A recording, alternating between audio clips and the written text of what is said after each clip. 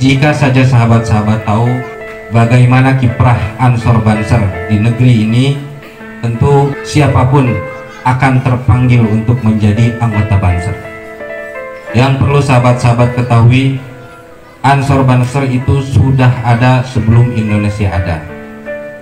Jadi salah satu elemen yang membidani lahirnya Negara Kesatuan Republik Indonesia adalah Ansor dan Banser. Dan ketika Indonesia sudah merdeka, maka itu menjadi tugas kita untuk mengemban atau melaksanakan, mengisi kemerdekaan itu sebaik-baiknya.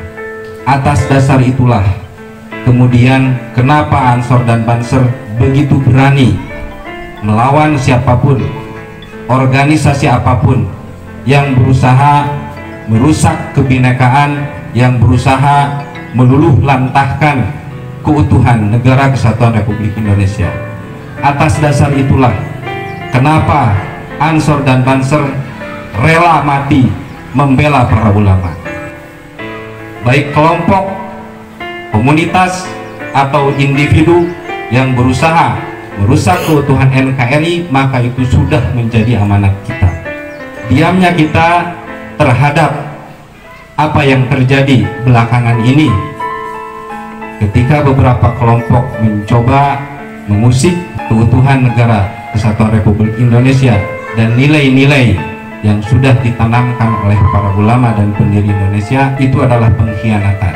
Dan jangan sekali-kali ketika kita menjadi kader Ansor dan Banser mengkhianati amanat para ulama dan pendiri bangsa. Menjadi kader Ansor dan Banser memang tidak mudah. Ada banyak tahapan yang harus sahabat-sahabat lalui. Tentunya ada banyak pula pelajaran yang sahabat-sahabat dapatkan. Jangan pernah berpikir kemudian ketika sahabat-sahabat menjadi kader Banser, kehidupan sahabat-sahabat secara material akan Ansor Banjaran jamin. Tidak. Justru sangat mungkin kemudian sahabat-sahabat sekalian bukan hanya mengorbankan tenaga, bukan hanya mengorbankan pikiran, bahkan jika sahabat-sahabat tahu di hampir seluruh Banser berada, mereka sesungguhnya mengorbankan banyak hal, bahkan hingga material sekalipun. Ada banyak waktu yang kemudian tersita ketika sahabat-sahabat kelak menjadi anggota Banser, ketika sahabat-sahabat ditugaskan untuk mengawal para ulama atau ditugaskan untuk melaksanakan instruksi-instruksi organisasi. Inilah yang kemudian harus menjadi komitmen sahabat-sahabat. Ketika sahabat-sahabat menjadi kader Banser, sahabat-sahabat harus benar-benar melaksanakan titah organisasi sebaik-baiknya. Yang ingin saya sampaikan juga, sebelum nanti mungkin ada banyak rangkaian diklat yang akan sahabat lalui, saya mohon kepada sahabat-sahabat untuk meluruskan niat sahabat-sahabat semua.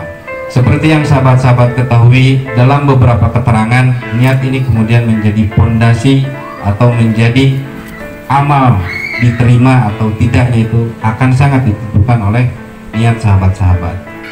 Dalam hadis, Nabi Muhammad pernah mengatakan, tidak kemudian semua yang berhijrah dari kota Mekah ke Madinah mendapatkan ridho Allah dan Rasulnya. Ada beberapa di antara mereka yang hanya mendapatkan kesenangan-kesenangan dunia. Yang berhijrah hanya untuk mempersunting wanita, maka hanya itulah yang dia dapatkan. Bagi sebagian sahabat yang berhijrah menginginkan kesenangan materi, hanya itulah yang mereka dapatkan. Dan hanya yang benar-benar tulus berhijrah atas nama Allah dan Rasulnya lah yang kemudian mendapatkan pahala di sisi Allah Subhanahu wa Ta'ala. Betapa pentingnya niat ketika sahabat-sahabat bergabung dengan Ansor dan Banser. Selain memang seperti yang sahabat-sahabat ketahui bahwa Ansor dan Banser adalah organisasi berbasis agama, yaitu Islam.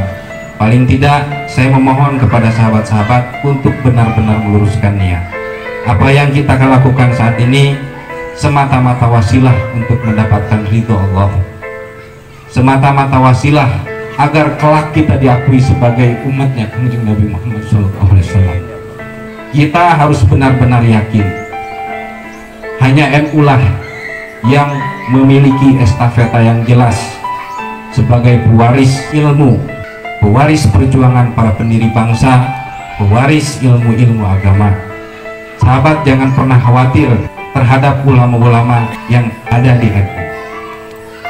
Sebagai motivasi, Hadratus Syekh Hasyim Asy'ari pernah mengatakan bahwa siapa saja yang mengurusi NU, dia akan aku akui sebagai santri dan didoakan anak turunnya semuanya masuk surga.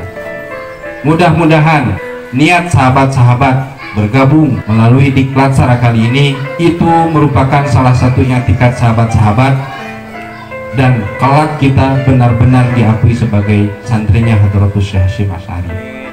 Menjadi kader Ansor Banser bagi kita adalah kehormatan yang luar biasa.